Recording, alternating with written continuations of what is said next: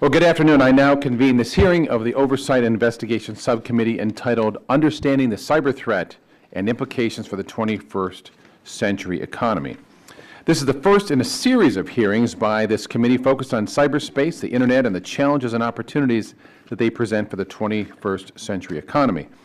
These are big, important issues, so it is imperative that we establish a clear understanding of the issues we face. So today we're going to do something a little different. We're not here to examine a specific cybersecurity incident, policy issue, or legislative proposal. Today we're going to take a step back and explore some fundamental questions with our experts. Such things as, what is the breadth and depth of the cyber threats? Is this something that can be solved, and what does this mean for the future? In 1969, computers at 4 universities connected to the ARPANET, and thus proving a computer networking concept that evolved into what we know now as the Internet. Since its inception, the Internet has been an open platform designed to facilitate the transfer of data and information between remotely located computing resources. It doesn't discriminate against any network or device, nor the transmission of the data. It's merely a conduit for information. This open architecture, end-to-end system design, is what makes the Internet such a benefit to society. It provides endless possibilities for innovation, gives any individual with an Internet connection an opportunity to share their opinion with the world, and to access a nearly infinite amount of information. It has revolutionized the way we conduct business, interact socially, learn, and consume information, be it true or false. As a result, the Internet fostered widespread development and adoption of computing and communication technologies, collectively known as information technologies. Today, we depend on these technologies for everything from social interaction to home security, the operation of critical services like power plants, and the electric grid. This integration of the Internet and information technologies into nearly every aspect of modern life has created the virtual world commonly known as cyberspace. The Internet's strength, however, is also its weakness. It is by nature an open system with many interconnections, creating multiple opportunities for disruption. Likewise, information technologies are inherently complex systems, increasing the probability of ingrained vulnerabilities. As a result, the same technological and cultural factors that facilitate real-time global interaction, rapid innovation, and freedom of expression empower malicious actors to thrive and create risk in cyberspace. The challenge arises from the fact that cyberspace creates an asymmetric imbalance that strongly favors malicious actors. Anyone, from an individual to a nation-state, can target a victim halfway around the world at minimal cost and with little risk of being caught. Because the cost of failure and the consequences of crime are minimal, the threat evolves rapidly. In contrast, the costs of defense as well as potential consequences are significant.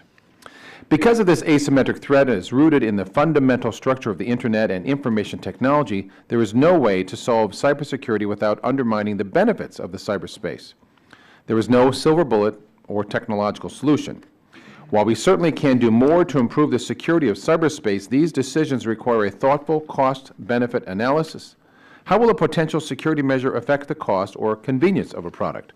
How will it affect the pace of innovation? What will it mean for privacy or civil liberties? Cyberspace is no longer a place that we visit, it is a place where we live. 10 years ago, smartphones were a novelty. In fact, the iPhone didn't even exist. Today, mobile devices serve as a credit card that can track our health, unlock our homes, start our vehicles, and document our daily travels. A pacifier can monitor your infant's temperature and send that information directly to your computer or mobile device. Through what is known as the Internet of Things, we have connected kitchen appliances. You can start dinner from the office, check social media accounts from your grill, or know when you're low on milk. Cyberspace is and will increasingly be the economic engine of the 21st century economy, and at the same time as the Internet and information technology becomes increasingly entwined in our daily routines, cyberspace becomes a limitless and adaptive attack surface. Great. The security challenges will be more diverse and harder to predict, and the consequences will be more severe. We may not be able to secure cyberspace, but it is our collective responsibility to understand the threat in order to minimize its effect on our privacy, civil liberties, national security, and economic prosperity. We should embrace this unique opportunity this hearing presents, not to debate data breach legislation or other specific policy issues, but to listen. We are privileged to have an impressive panel of experts who can help us understand the challenges of cybersecurity in context. In particular, I want to recognize Dr. Shannon from Carnegie Mellon University in Pittsburgh, home to the nation's first computer emergency response team. The Pittsburgh region boasts some of the nation's foremost experts in the field of cybersecurity, and I'm pleased to have one of those experts, Dr. Shannon, joining us here today. So I now recognize the ranking member of the O&I subcommittee, Ms. DeGette of Colorado, for 5 minutes. Thank you, Mr. Chairman. I'm glad we're having the time to do a deep dive into this important topic. O&I has a long history of exploring issues related to cybersecurity. Over the years, we've had hearings on cybersecurity risks. We've passed bipartisan legislation to promote security and resiliency for critical infrastructure systems. We've also examined in detail both cyber attacks and vulnerabilities within many of the sectors under this committee's jurisdiction. I hope that this series of hearings will help us have additional productive conversations about how both to understand the cyber risks and how to respond to them. Information systems connected to the internet are integral to the operation of our economy. While this interconnectedness is essential, the vulnerabilities that it can pose serious challenges. Every day, the internet's under attack by those with malicious intent. In the last few years, cyber attacks on federal agencies and also on private entities have skyrocketed. Every week, it seems, there's a new series of headlines about cyber attacks and vulnerabilities in our system. Last week, for example, Uber revealed a breach of its driver database that had gone unreported for months. Anthem reported that millions of people who were not its customers could be victims of cyber attacks on their systems. Last year, we heard of attacks on Home Depot, Target, and JP Morgan Chase that involved the personal information of tens of millions of Americans. So this past year alone has been a stark reminder that all industries are vulnerable and neither the private sector or government is safe from cyber attacks. These attacks are becoming more and more frequent and more sophisticated. I'm personally concerned about how the loss of personally identifiable information is affecting American consumers. It's starting to appear that there are two types of these Americans. Number one, people whose data has been subject to a breach, and number two, people whose data will be subject to a breach. That seems to be how it's breaking out. So I look forward to hearing from our witnesses today about the cybersecurity landscape. I have a couple of questions. Number one, what are the threats that we now face? And number two, what are our biggest vulnerabilities? Also, I want to hear what we're doing now and what we can improve in the future. What are the existing standards in both the government and private industry for keeping personal information safe and providing notification when there's a breach? How can we make sure that both the public and private sectors are using their expertise to ensure that cybersecurity measures are appropriately tailored to address the specific needs in the different sectors? More fundamentally, what's the appropriate role of government and of the private sector in securing the systems, managing cyber risks, and assessing cyber threats? How do we promote the optimal level of cooperation and information sharing within this division of labor? Unfortunately, this is a problem that doesn't have an immediate or a facile solution. So I'm hoping that our witnesses throughout the hearings can advise us on how we can make the right strategic investments in cybersecurity in both the short and long term. They're all smiling because they know what an impossible task this is. But you know, this is a problem that exists far beyond our nation's borders. We should be thinking about how we can ensure international cooperation to protect against cyber threats around the world. I understand we need to make substantial changes in the way we think about cybersecurity. This is not a problem that we have the tools to deal with immediately. And I do want to hear from our witnesses about that today. But even while we rethink our approach to cybersecurity and make necessary long-term investments, I want to know what we can do right now to protect consumers and their personal information. If data breaches have become inevitable, we need to think about how to make that data unusable once it is stolen, and that seems to be a short-term key. I want to hear from the witnesses about creative solutions in the post-breach environment. On the battlefield, a strategy for preventing the enemy from successfully using your technology against you is to render it useless if it falls into the wrong hands. I think we need to figure out ways to do this now with certain types of consumer information if it's stolen. As Chairman Murphy said, this is just the first in a series to explore cyber threats in a variety of sectors. I want to thank the witnesses, and I look forward to our continued work. I yield back. Gentleman yields back and now recognizes the Vice Chair of the Full Committee, Ms. Blackburn of Tennessee, for 5 minutes. Thank you, Mr. Chairman, and I thank you for the attention to this issue. And witnesses, we appreciate that you are here as we begin to think through this process. Cyberspace is really a place where a lot of our information now resides. It's not just something that we click onto and off of, but it is a place of residence for what I term our virtual you, which is you and all of your information. And interestingly enough, and the chairman noted the end-to-end open architecture of the system, the backbone that permits this. And you do have that original platform, that openness, which makes it what it is and makes it a successful information service. So now we have all of these incursions and the malware and the spyware and the bots and this and that, and some of these are embedded in hardware, some are there via software, and we are looking at an increased number of these attacks on our critical infrastructure every day. Now, the chairman mentioned a little bit about the Internet of Things, or as I like to say, the Internet of Everything. And we know that by the end of this decade, Cisco says we're going to have 50 billion devices that are connected to the internet. That is a lot of vulnerabilities. So as we look at the steps that need to be taken for privacy and for data security, we welcome your expertise and your insights, and we thank you for helping us think forward on this. And I yield at this time to Dr. Burgess. I thank the Vice Chairman for yielding. Chairman Murphy, thank you for having the subcommittee have this hearing on reviewing the current state of cybersecurity. It is an issue that is vital to the future of commerce and our economy. Developing a strong grasp of the engineering and technical realities underpinning computer networks and what that means for business models is an integral part of understanding cybersecurity. I do want to acknowledge, Chairman Murphy, your comments that this is not a data breach hearing. The Subcommittee on Commerce, Manufacturing, and Trade is working to finalize legislation establishing a data security requirement and a single set of breach notification rules for entities under the Federal Trade Committee's jurisdiction.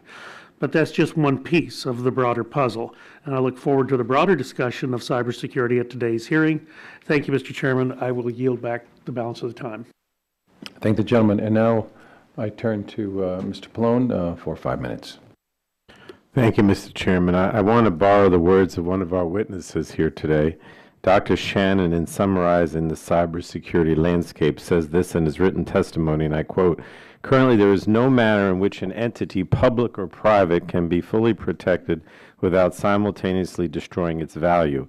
Today, there are neither the tools, technology, nor resources to stop all serious cyber attacks and allow for efficient function of electronic commerce. We simply do not yet know how to do both of these together, which makes enabling continued technology research and innovation essential." And that's the end of his quote. Dr. Shannon, you captured perfectly the problems we face in this area and the challenges in responding. This committee has a long history on cybersecurity issues, and I look forward to this series of hearings as we continue to examine this area. Unfortunately, our ability to protect against cyber attacks while improving still appears to lack what is needed to prevent these intrusions.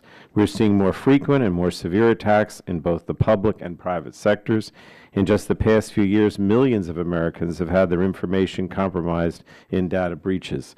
At the same time, our dependence on the Internet and interconnected information systems has only increased. Disconnecting from the Internet is not an option for a vast majority of individuals and companies alike. The private sector seems to be no better at preventing attacks than the federal government. In the last year or so, we have seen breach after breach where attacks are placing Americans' personal data at risk. Attacks on Target, JP Morgan, Home Depot, Sony, and now Anthem have all underscored this fact. And these attacks illustrate that even the biggest companies with considerable resources at their disposal are not immune to these intrusions. We must also face the reality that it's much cheaper for the attackers to infiltrate than it is for us to protect and respond. And unfortunately, there's no one solution at this time to guarantee that stored information will remain secure. But we can't ignore cybersecurity until we have a solution. Instead, we need to find ways to manage the problem. And I hope this series of hearings can bring out some creative solutions on how to do just that. In addition, we need to start thinking about post-breach protections, particularly as it relates to consumers. Clearly, finding ways to strengthen existing systems is necessary, but we also need to make it harder for thieves to use stolen data after breaches occurred. It's not enough for companies to simply offer a free year of credit monitoring as an answer. Rather, we need to explore ways to make consumer data less useful if it falls into the hands of the bad guys. So, Mr. Chairman, coming up with effective solutions to these problems will be a long process, but I applaud you and our ranking member, Mr. DeGette, for starting this series of hearings, and I look forward to working with you to better protect our institutions, companies, and citizens. I yield the remaining of my time to the gentlewoman from New York, Ms. Clark. I'd first like to thank both our Chairman Murphy and Ranking Member DeGette for having this hearing. And I'd like to thank the gentleman from New Jersey, the Ranking Member of our full committee, Mr. Pallone, for yielding me time.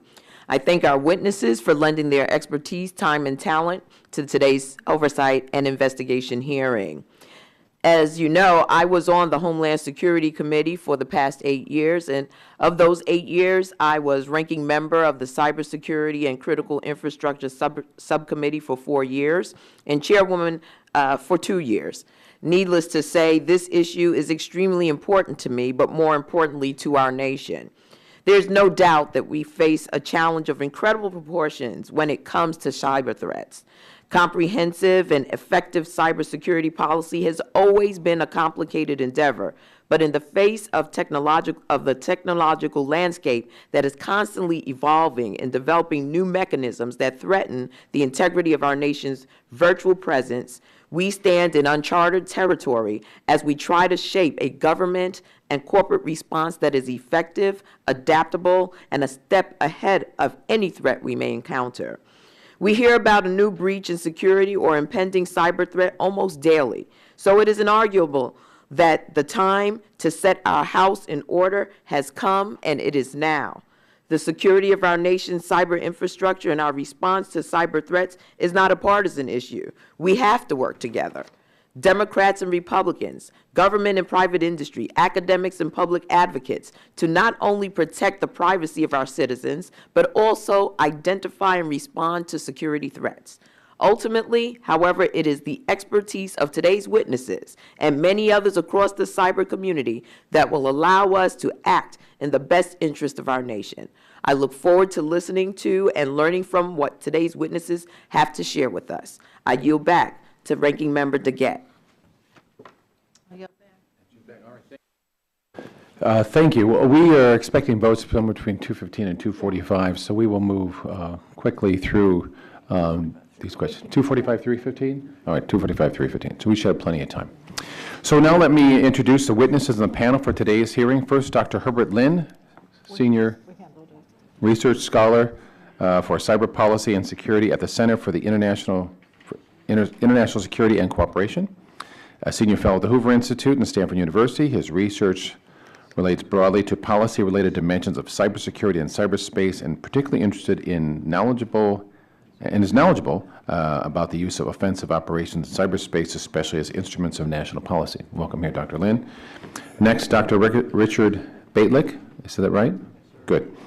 He is a chief security strategist at FireEye Incorporated and was Mandiant's chief security officer when FireEye was acquired by Mandiant in 2013. In this role, he empowers policymakers, international leaders, global customers, and concerned citizens to understand and mitigate digital risks through strategic security programs. Our third panelist is Dr. Greg Shannon, Chief Scientist for the CERT program at the Software Engineering Institute at Carnegie Mellon University.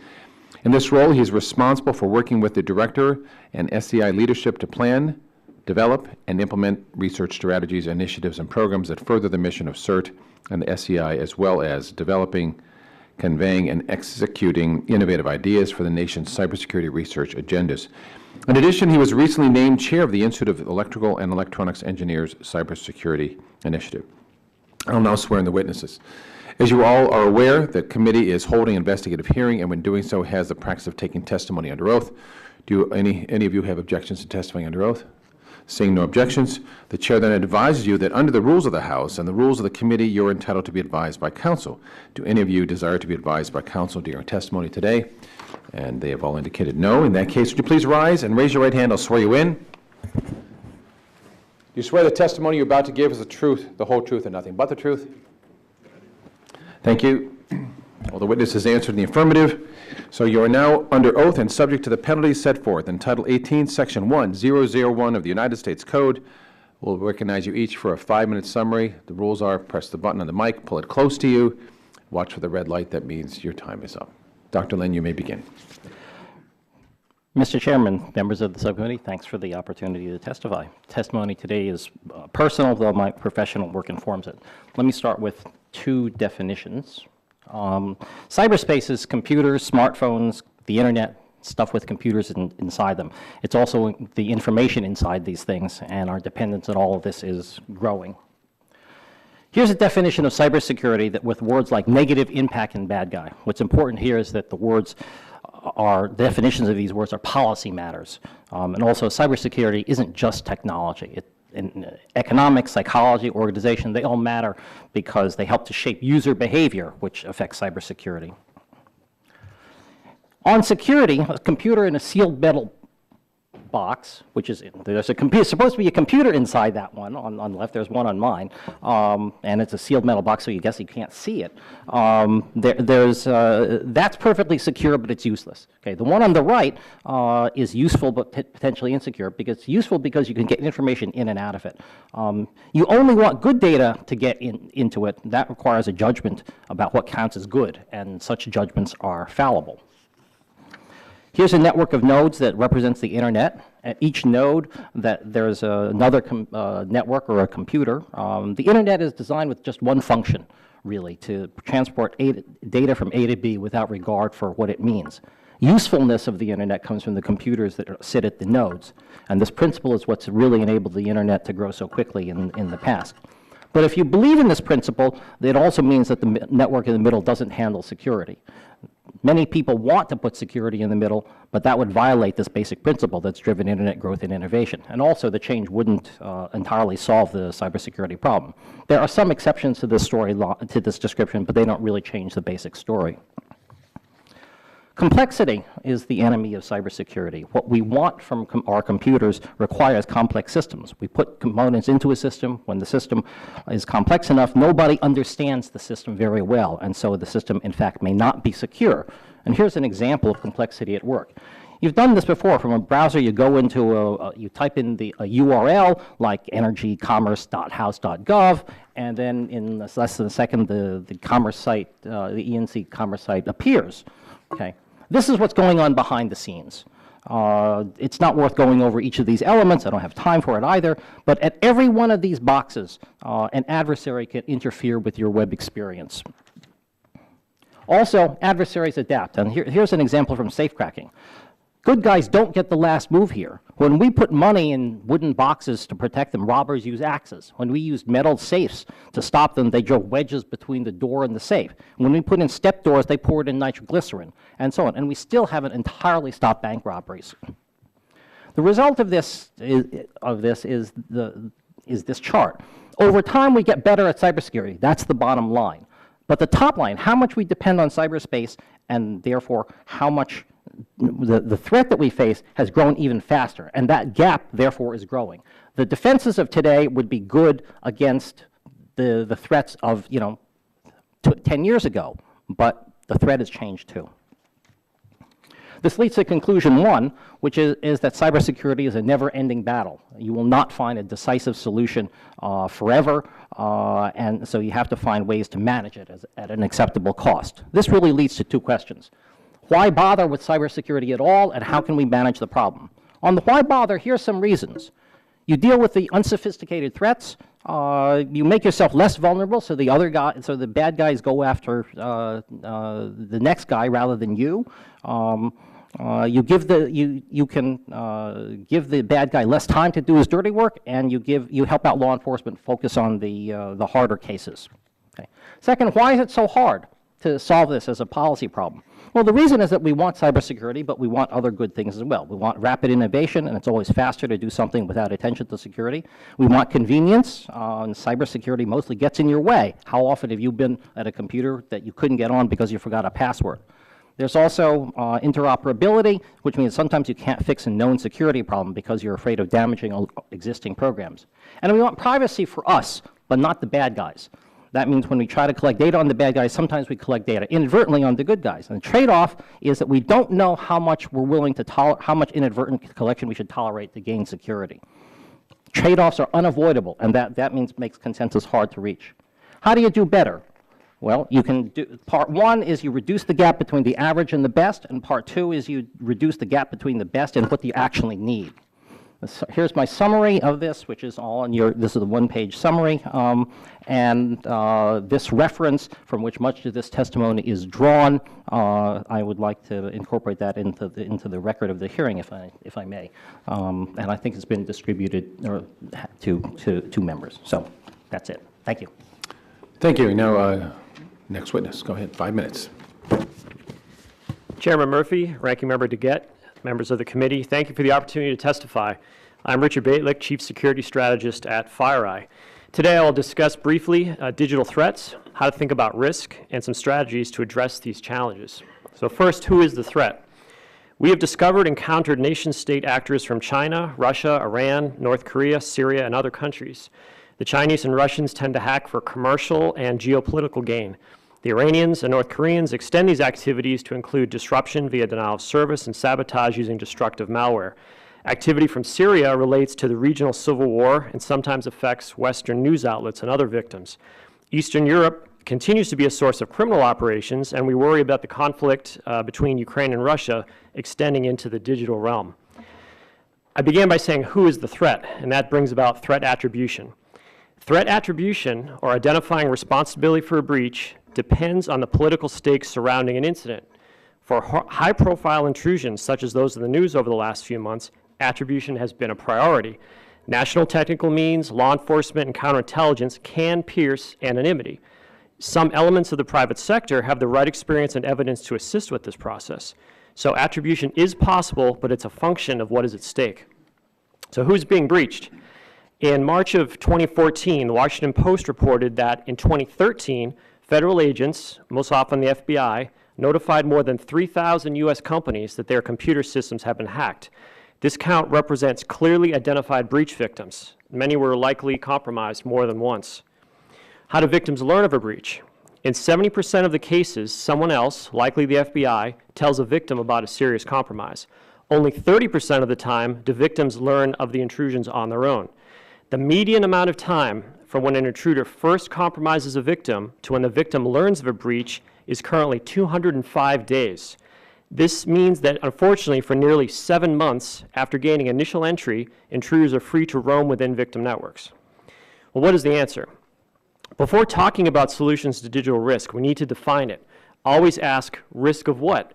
Are we talking about the risk of a teenager committing suicide due to cyberbullying, or the risk of a retiree's 401k being empty due to electronic theft, or the risk of a week-long power outage due to a state-sponsored attack? Step one is to define the risk, and step two is to measure progress by combining means and ways to achieve defined ends. To measure success, I recommend that a security team track the number of intrusions that occur every year, and you'll see this in the FISMA report that was just released yesterday, although honestly it seemed buried in the report. So you want to count the number of intrusions per year, but more importantly, you want to measure the amount of time from when the intruder first gets into the enterprise to when someone notices, and when from someone notices to when you kick them out. And these are the metrics that I don't see recorded too often. It's also important to think in terms of how to define risk. And security professionals, like the ones at this table, tend to think in terms of threat, vulnerability, and cost.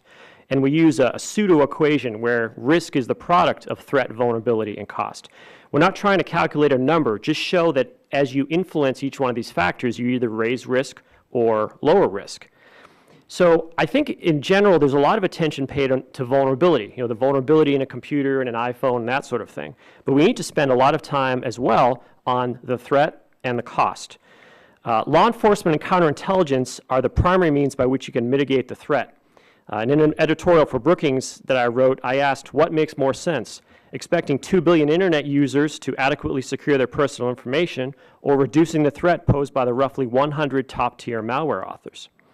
So that's the threat side. On the cost side, we need to think of ways to reduce the cost of dealing with a security breach, not only for companies, but also for consumers.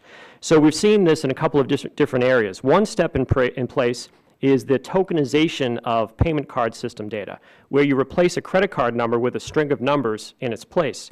A second step would be eliminating the value of the Social Security number to identity thieves. I recommend reading the Electronic Privacy Information Center suggestions on effective Social Security legislation for some policy changes. In brief, defenders win when they stop intruders from achieving their objective.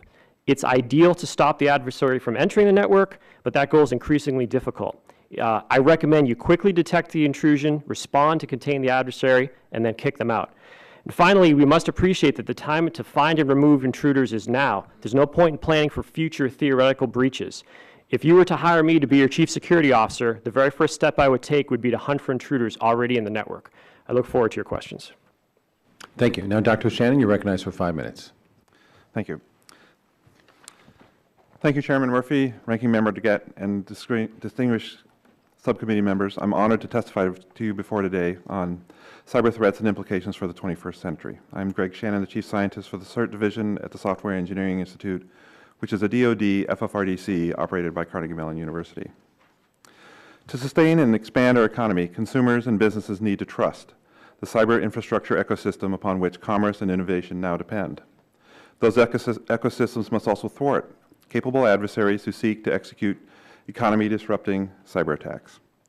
Today, in cyberspace, as noted before, there is no manner in which an entity, public or private, can fully protect itself without simultaneously eroding its own value.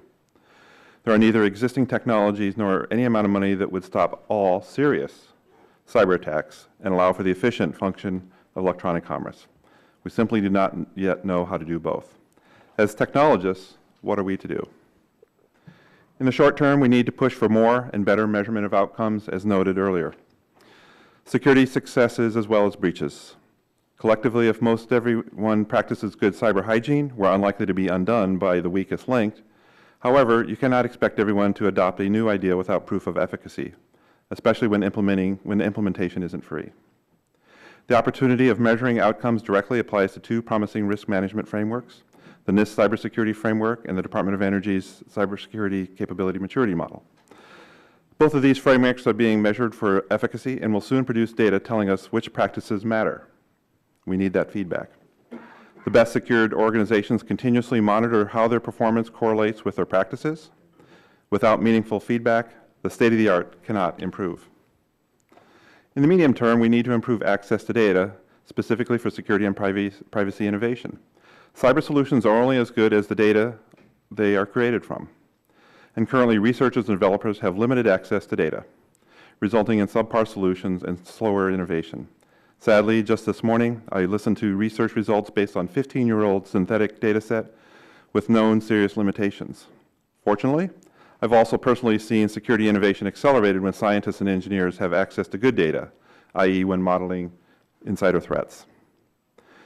If we can determine which subsets are essential for combating the cyber threat, then less data would need to be shared, and thereby possibly moderating privacy concerns. In the long term, we need a coordinated national strategy to sustainably build trust and thwart our cyber adversaries. For example, we need to eliminate the possibility that a single weakness can threaten the economy. Considering computational and human energy as a barrier, it's possible to create and operate a strategically advanced cyber infrastructure that would require adversaries to expend exceptional energy in order to pose serious cyber threats to our economy. Today, it takes only modest computing and human energy to find and execute economy-threatening attacks, creating an environment that favors the adversary by orders of magnitude. Given the energy we already expend on security defenses, we can optimize our energy investments to create a more robust defense and simultaneously apply recent research results and new technologies that make the computational cost of finding and executing a compromise exceptionally high. In June, a DIMAX and IEEE sponsored workshop at Carnegie Mellon will discuss the technical foundations of this strategy. If we can create and operate a strategically advantaged cyber infrastructure that requires adversaries to expend astronomical amounts of energy to find and execute economy-threatening attacks, then energy becomes the currency in which one traffics to protect or attack commerce around the world. Ultimately, access to energy could become a deterrent to economy-threatening cyber attacks. Over the last 45 years, we've created the Internet and a modern, evolving 21st century economy. Paradoxically, our own innovation and collective success have created today's trust and resiliency challenges. Nevertheless, I'm optimistic that over the next 45 years, we'll make our 21st century economy fully trustworthy and resilient. Thank you. I thank all the panelists for the testimony, and now I'm going to recognize myself for 5 minutes of questions.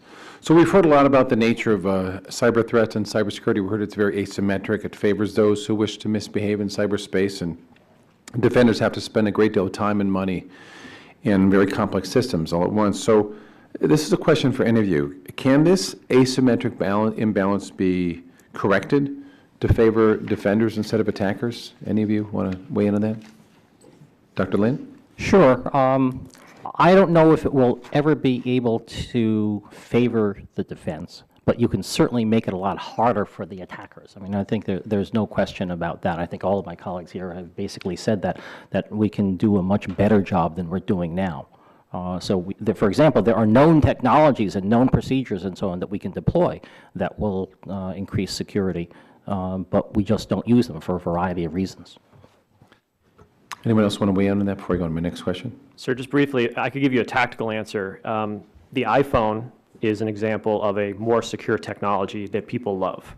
And the reason is Apple has an app store that it polices closely. It's very difficult to get something malicious in there. So when you look at vulnerabilities on phones, there's a fraction of what's on Android as compared to Apple, because Android's much more open, Apple's more closed. Now, if you want to be able to run whatever you want on your iPhone, you lose that, but it is more secure. At a more strategic level, though, we have to realize that it does take effort for intruders to get their objectives done. It's not like a silver bullet attack where they press a button and the end of the world happens. We've seen intruders take days, weeks, even months to get to the data that they need. So sometimes it's a question of your perspective as well.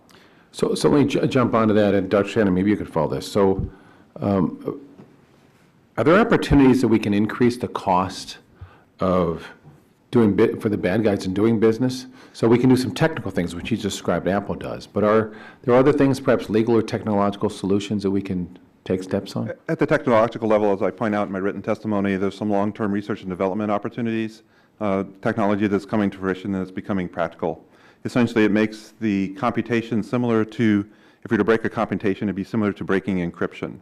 And so the goal is to make it so that database queries, remote computation in the cloud is just as difficult of disrupting and compromising as it is encryption. And these typically are encryption-based technologies, and hence my comments about high energy, that the amount of energy it would take an adversary to compromise those systems or to find a way to thwart those systems would be comparable to breaking encryption. Let me jump on to a different part here. So let's talk about the Internet of Things. So we're going to have all these things controlling parts of our lives, from running our dishwasher to opening and closing our garage doors, turning the heat on and off, tracking where we are, finding where our kids are. Is it possible to keep pace with these threats and let alone increase the cost of attackers, as I'm talking about here, to malicious actors? Dr. Lin, can you weigh in on that? Is it possible to do better than what they're likely to do? Sure. But the problem is that getting stuff out first to market is an effort-intensive thing, and you don't want to put in effort to focus on security before you can get to market. They do this for perfectly reasonable economic reasons, but it's very hard to get people to focus on cybersecurity in the absence of some sort of mandate before they've gotten the product out. So that becomes something we can work on in the Congress. So there is an opportunity here, and that is, with traditional security, you've been relying on a person to secure their computer. someone who's not an expert, someone who's just a user. With a vendor, you have a centralized place where you could apply some pressure, a variety of means, to get them to have their act together as far as, for example, securing my refrigerator. There's nothing I can really do to my refrigerator. It's not like my PC. So you can apply some pressure on the vendor to make sure that they have their act together. Okay. Let me ask one more question in my brief amount of time. Dr. Shannon, you referred to the importance of trust and trustworthy things. We want to be able to trust so many things that we're involved with: interstate commerce, with energy, telecommunications, all the things within the jurisdiction of this committee. So let me go back here. If we were to redesign, if the internet was starting up today, how would we design it differently to take care of, to have that trust, to still have something that's accessible but is secure? A big part of it is to look at the ecosystem that actually creates the components for the environment, the software, the hardware. Part of the challenge is that there's a very large shared base, and those systems are fundamentally have been created in an insecure manner. And so it provides ample opportunities for adversaries to work their way into, and they really create the opportunity to steal the private data and to bring down a banking site or whatever. So that's where the real opportunity is if you design it properly from the beginning. Thank you. Ms. DeGette, you're recognized for 5 minutes. My time is up. Thanks, Mr. Chairman. As I mentioned in my opening statement, the federal government and also private businesses have been targeted by cyber criminals. And I talked about Target, I talked about Home Depot, JP Morgan Chase, the health insurer Anthem. From the federal government side, we've had substantial attacks. In July of 2013, there were hackers who stole Social Security numbers and other information from over 100,000 employees at the Department of Energy, for just one example. So, Mr. Bejtlich, I heard a number that seems high, but if you add all these together, the number I heard is that over 100 million Americans could potentially be at risk from these cyber attacks. Does that number sound plausible to you? Yes, just given the Anthem hack alone, close to 80 million records, including Social Security numbers, so you get to 100 million pretty quickly. Yeah, and so typically what companies do is they tell people they can have a year of free credit monitoring if they've had their data stolen. Do you think that's sufficient, or do we need to explore additional remedies?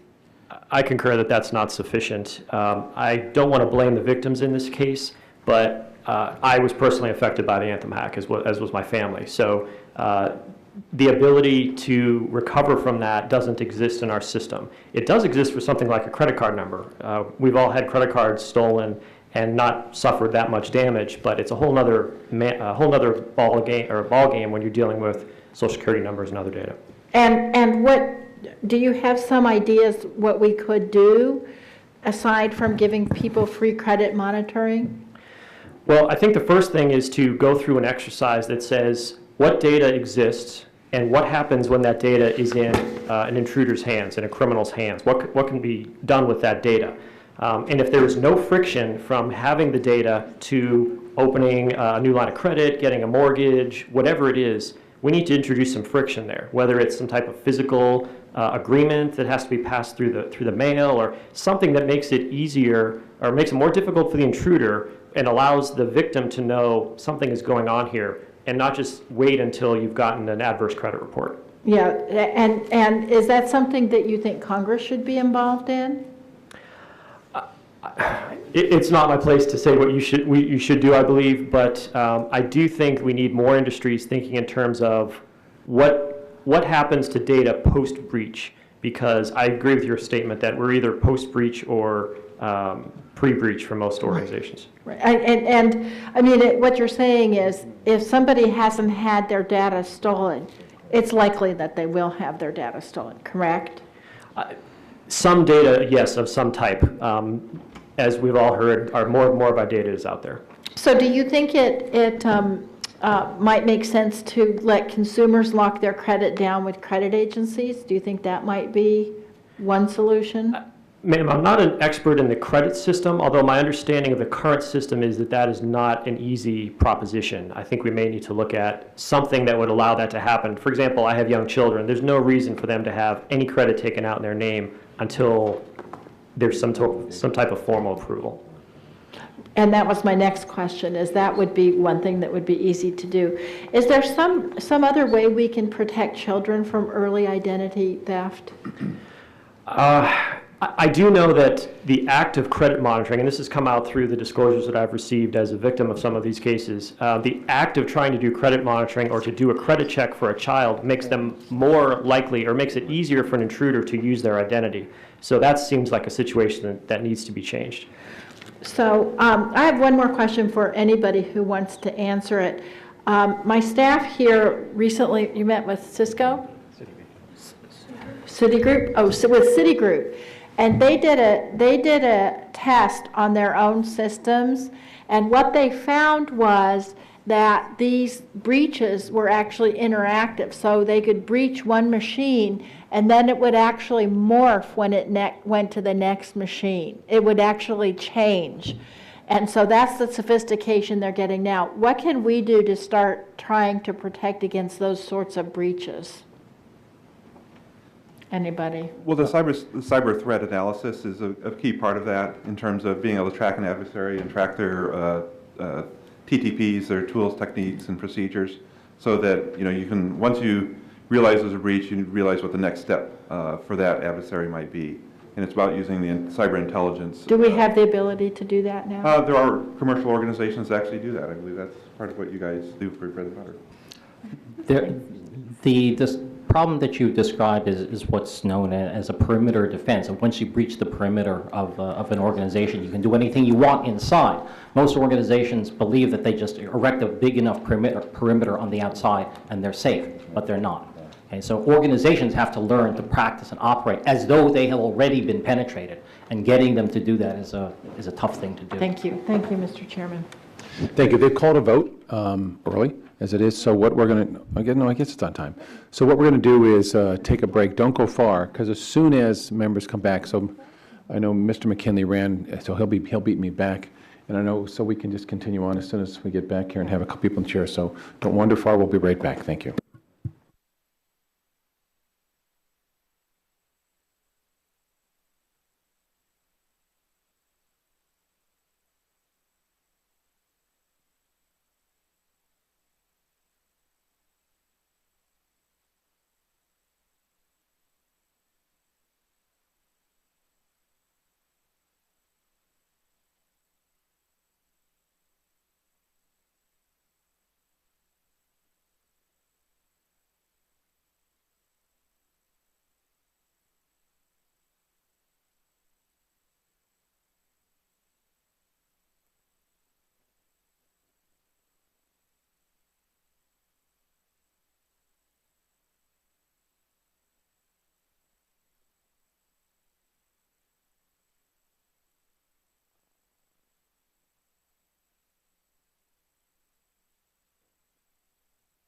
Check test 1 2. Check test 1 2.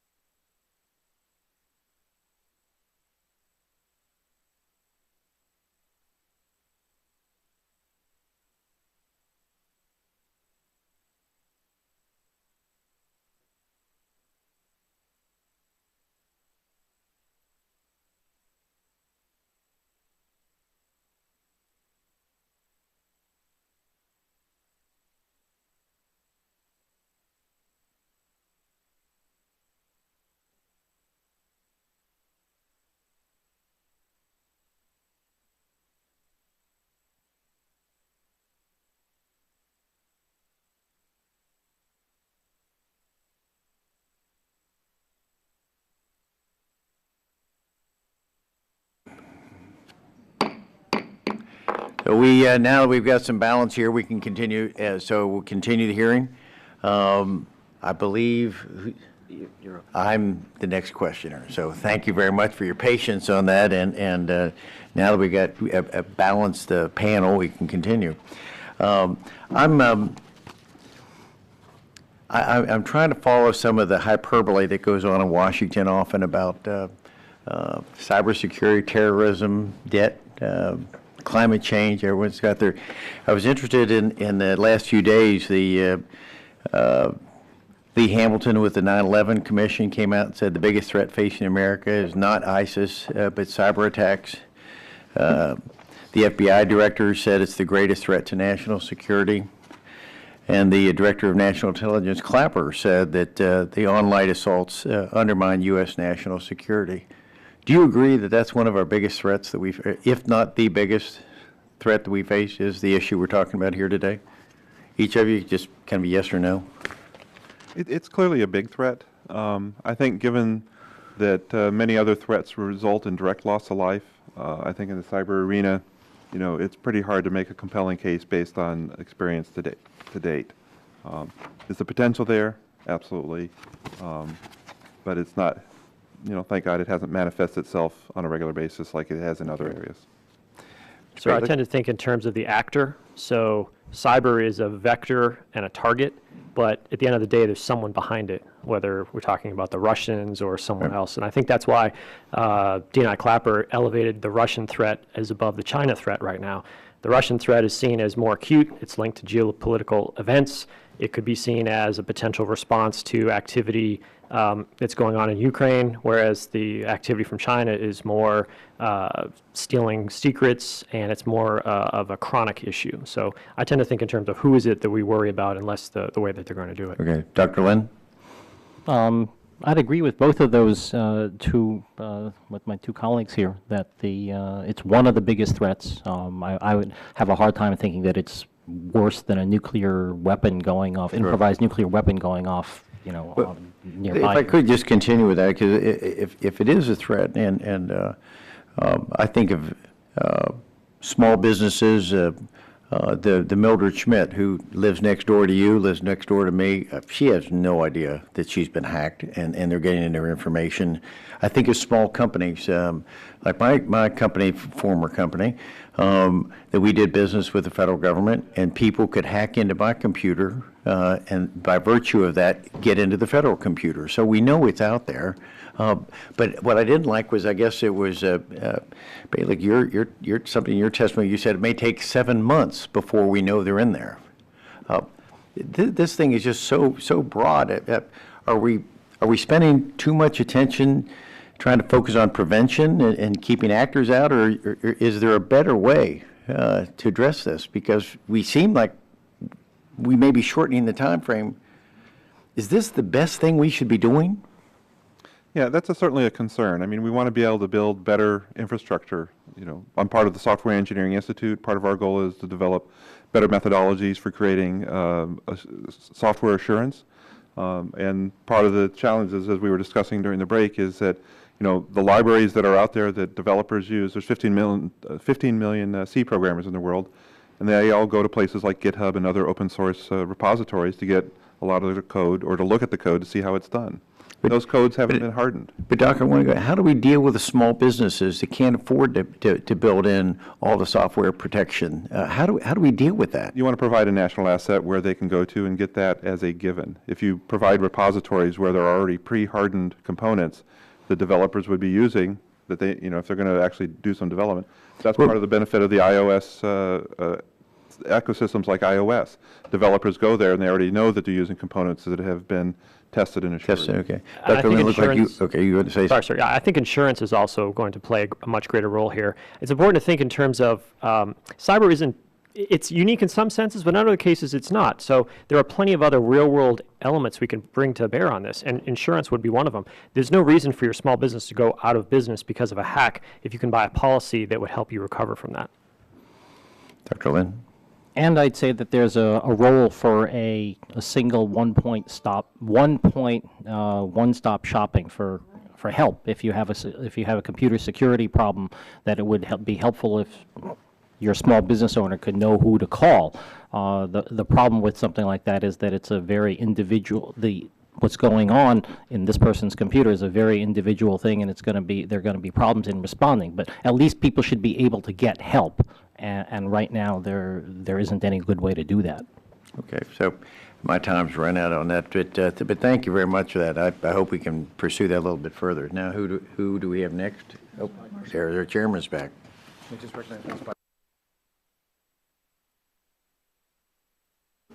Ms. Blackburn, 5 minutes.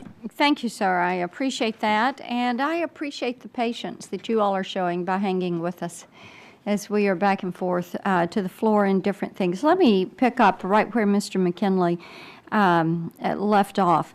And as I said in my opening, that when you look at cyberspace, it's a place now where our information actually resides. Our virtual you lives there.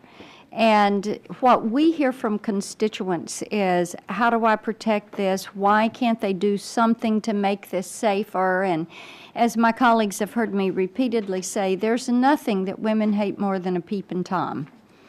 And they don't like them looking at their networks and their pictures and their photos and their passwords and things of this nature, and the way they feel that violation is something that we hear about. So what I would like to hear from you all, and Dr. Lynn, you just alluded to this, when you said people want to know where to get help. So what do you see as a group of best practices that should be there for companies in their virtual space, whether they're a click business or a brick and mortar business? And then talk a little bit about B2C and how businesses deal with consumers and inform and educate them as to what they are doing to make that virtual marketplace and prohibit incursions in cyber. So let's start and just go down the line. We've got 3 minutes, and I'd like about 30 seconds from each of you on it. One thing that businesses can do with respect to consumers is to be more transparent about the ways in which they protect data and are willing to use it. Many companies are less than fully transparent in the ways in which they so how they're crunching the data and what they're pulling from it, and get that, go ahead and get permissions on the front end. Well, that's right, and to be fully disclosive about what they're actually going to do with it and what they could do with it. Okay. I'd like to hear about the steps they take to protect data. Lots of times you hear, well, we can't talk about that because it will show too much to the adversary. I really don't believe that. I would like to know, for example, that my bank has an incident response team, that they exercise at regular intervals, they are staffed with these people that you may have heard of in the press. That to me would give me some comfort that they're taking that seriously. Okay. I think that actually the marketplace has an opportunity to make this decision. I've seen some startups coming out that are promoting security higher to their users. And so if the company can indicate, we're making things maybe a little more inconvenient for you, but it also makes it extremely more inconvenient for the hacker. Dr. Shannon, why do you think companies have not done that? Well, because they see it as an impediment to their profit loss. They want to retain users. They want to make their services easy to use. And so they haven't been forced to essentially admit that. But then their customers become very angry. That's correct. When there is an incursion. Let me, and it's Mr. Betchlick, right? Am I saying that right? Baitlick. Yes, Baitlick. thank you. Okay. I'm close. That works. Okay. Let's see. Mandiant's M-Trends 2015 report. Something that caught my eye there was that you could have some malicious activity and a malicious actor on your system for 205 days. That was the average before it was discovered. And I found this so interesting because we had a company in my district there around Nashville that had a major breach this year. And the amount of time that the bad actor was on the system and then moved the information to a different system before they exported it and left the country with it. So do you concur with that 205 days, or is there a different, I know you all do a lot of remediation work, so.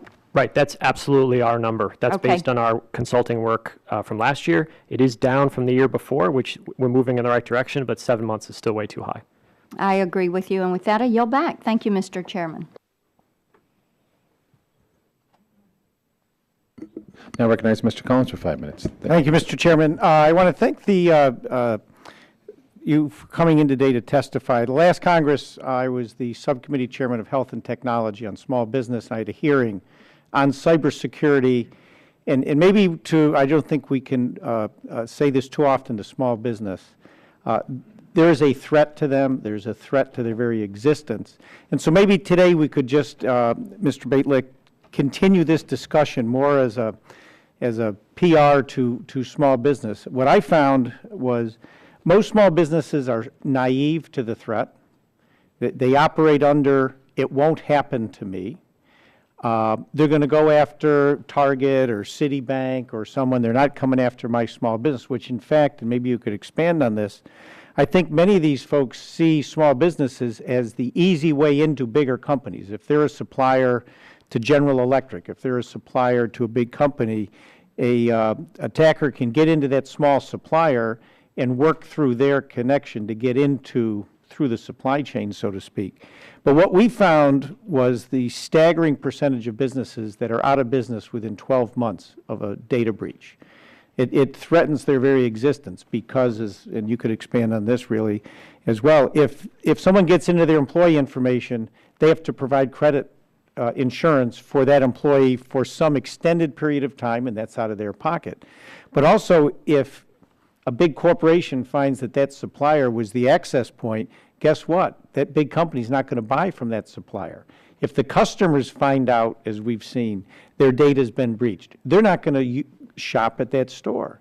So we were trying to say, an alert to small business. Most of them don't have security policies, cybersecurity policies.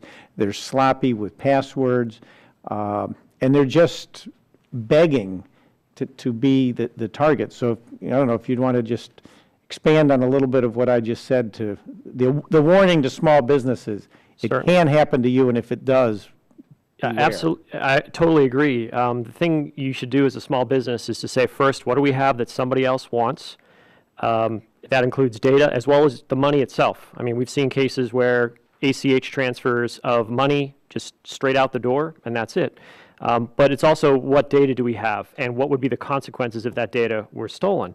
And then you have to go through the exercise that says, well, how would that happen? Does it only take, say, an email from the CEO that looks fake that authorizes the money to be transferred out of our account? We've seen that happen as well. And once you figure out, okay, what do we have? What could happen to it? Now you want to introduce friction into that system that would not make it easy for an intruder to carry that out. It could be something as simple as you have an email address, and if that single email is taken over by a bad guy, they could reset all your passwords, they could take over your bank account. So you want to make sure, what are we doing to protect that? A lot of this is just sort of thinking this through, just as you would, estate planning or... Well, you'd think it's common sense, but it's not. Where you're worried about getting an order, getting it shipped, paying your bills, and it's just the thought that it can't happen to me. We found so many companies, they don't even have a basic policy on passwords, where many people use the same password at 100 different internet sites. That way, they only have to remember one. But then these folks they'll get into that one, and then in a very short period of time, they can bounce that password into any number of other sites, and lo and behold, it hits. And the next thing you know, they're into that small business. They don't know it, as you pointed out. They're either taking their money, but worse yet, they're stealing customer information, IP. They're stealing. They're accessing then vendors and other customers. So, to me, it starts with you have to understand it can happen to you. Number two, have a basic policy. We even published, when I was on the Small Business Committee, some do's and don'ts and the like. And just as an alert to small business who think it's only big companies. So you're confirming that small businesses are very much a target of the cyber. Yes, sir. Yeah, and I would add, talk to your bank and find out what can the bank do to tell you if something suspicious is happening. What's their policy? Could they give you an alert of some kind? Could you ask for a phone verification, an in-person verification? Put this friction in place so that it's not easy for a bad guy to steal all your money. Yeah, because they're out there. That's right. Thank you, Mr. Chairman. I yield back. Chairman yields back. Now recognize Mr. Green of Texas for 5 minutes. Thank you, Mr. Chairman. I want to thank our witnesses. I apologize for goings and comings of the members because we had votes today. I guess for this hearing, the good news is that Homeland Security will stay in business. But as we all know, last month with the health insurer Anthem disclosed a significant breach of up to 80 million of its customers and employees. It's my understanding that the breach did not involve any credit or banking information, nor that there is evidence at this time that any medical information was obtained.